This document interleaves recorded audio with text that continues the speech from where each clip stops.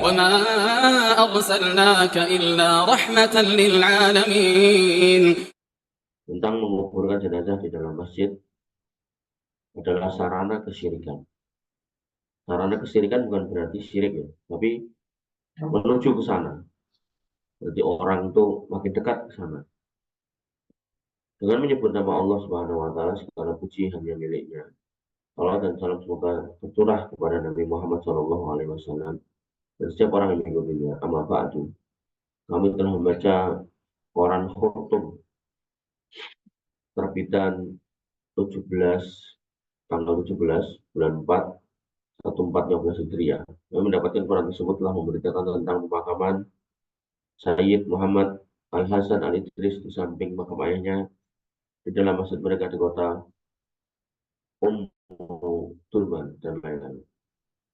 Sesuai dengan perintah Allah Subhanahu wa taala untuk saling menasihati sama kaum muslimin, pengingkaran atas kemungkaran, maka dari itu saya mengingatkan bahwa pemakaman jenazah di dalam masjid adalah dilarang.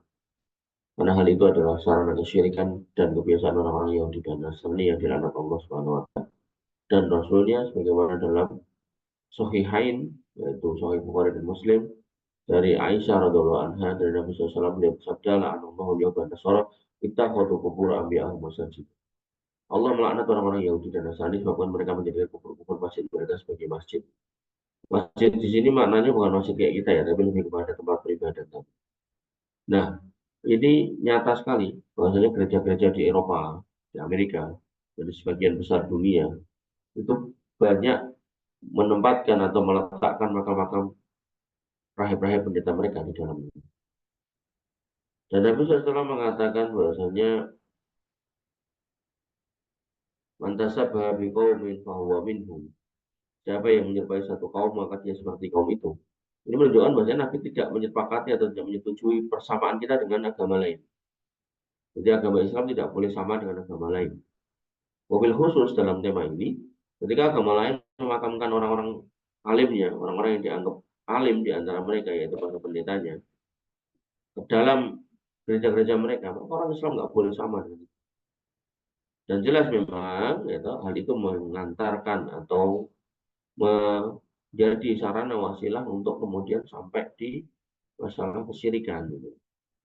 Jadi kita harus mencegah dulu gitu. Jadi ibarat badan itu sebelum kamu sakit jaga kesehatan. Kalau kita nggak jaga kesehatan maka kemungkinan besar sakit. Sehingga sebaiknya menjaga kesehatan agar nggak sakit. Maka dalam Islam dosa paling besar adalah kesyirikan.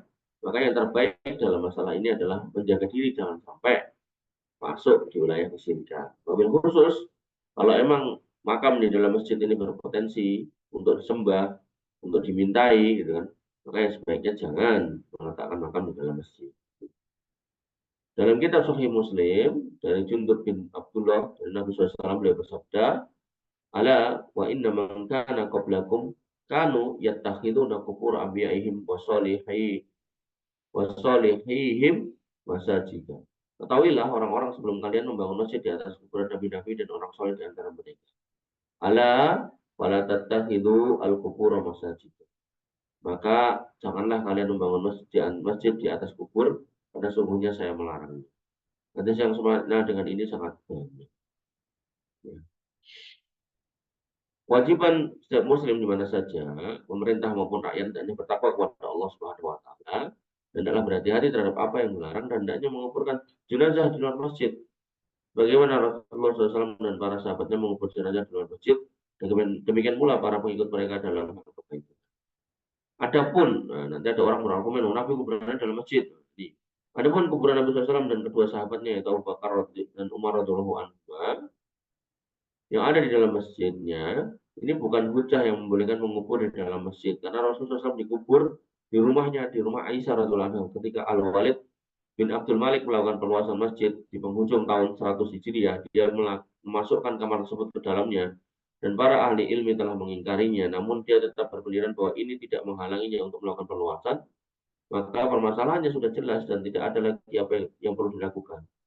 Dengan demikian sangat jelas bagi kaum muslimin bahwa Rasulullah SAW dan kedua sahabatnya tidaklah dikubur di dalam masjid. Jadi waktu Nabi itu dimakamkan di dalam rumah Aisyah radhiyallahu anha itu bukan di dalam masjid. Dan kuburan mereka di dalam masjid disebabkan adanya perluasan dan bukan sebagai hujah diperbolehkannya mengubur jenazah dalam masjid. Nah, jadi Syekh bin Baz dalam konteks risalah ini berpendapat bahwasanya kubur Nabi di dalam masjid, tapi itu bukan masjidnya ada lalu dimakamkan dalam masjid, bukan. Tapi masjidnya ada, kuburan mereka di luar masjid, nah baru kemudian ada perluasan masuk wilayah masjid menurut tulisan Syekh bin Baz ini. Padahal ulama yang sekarang mengatakan itu bukan bagian dari masjid. Jadi secara struktur konstruksi itu tidak seperti masjid atau tidak di dalam masjid. Kemudian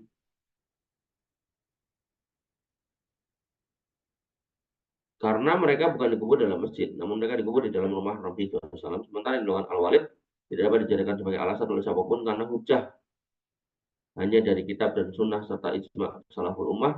Semoga kita termasuk orang yang mengikuti jalan kebaikan. Kami telah memberikan nasihat ini akan terlepas dari tanggung jawab nanti di akhirat. Ditulis di tanggal 14 bulan 5, 14, 15 Hijriah. Semoga Allah senantiasa selalu memberikan taufiknya pada kita. Salawat dan salam semoga tercurah kepada Nabi besar Muhammad SAW, sahabatnya dan para pengikutnya sampai hari kiamat.